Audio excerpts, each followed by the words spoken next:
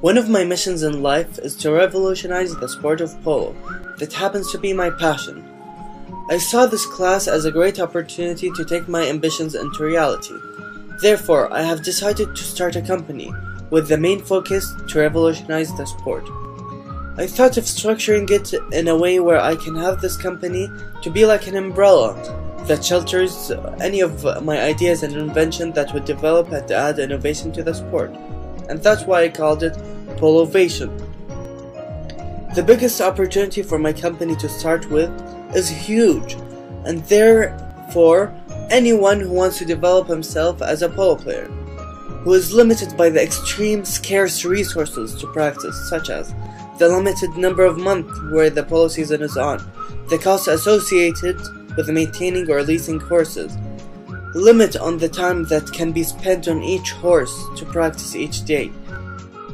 These factors make it hard for people to excel in polo, as it needs lots of practice to develop in it. My plan for the first product is to produce a full virtual reality simulation cage that could be a great resource for a player to practice and track his progress, as well as to enjoy the game of polo anytime and anywhere. The process for choosing the idea was a bit hard, as I was debating between this idea and 3 others of mine in various stages. My instincts leaned into choosing this idea, and the feedback I got in class encouraged me to follow my guts.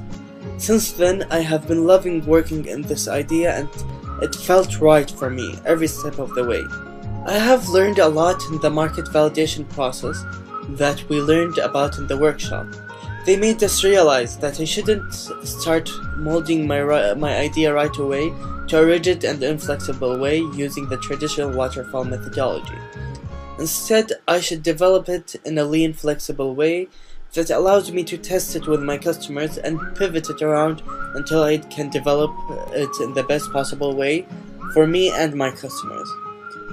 They introduced us to the lean methodology. They told us to start by analyzing the ideas and the opportunities using the customer problem solution structure. Right away, I have applied my idea to the structure and came up with the following persona. As a polo player, I need an alternate way to practice to regular practice that is extremely limited. I learned that in the exploration phase, I would need to start testing my idea through observing, emphasizing, measuring, and having conversations with other polo players. The next step with it was to experiment with the validation board, which helped me narrow down the customer to a specific segment, which is beginner to intermediate polo player, and narrowed down the main problem as the limited resources to practice for polo. And from there I can identify the core assumption that might break my business, which turned out to be customers not willing to pay, simulation wouldn't be productive as real-life practice, and lastly, it would be expensive to develop and manufacture. I tested out every single one of them using the exploration method I have talked about earlier, and defined a high minimum success rate of 80%.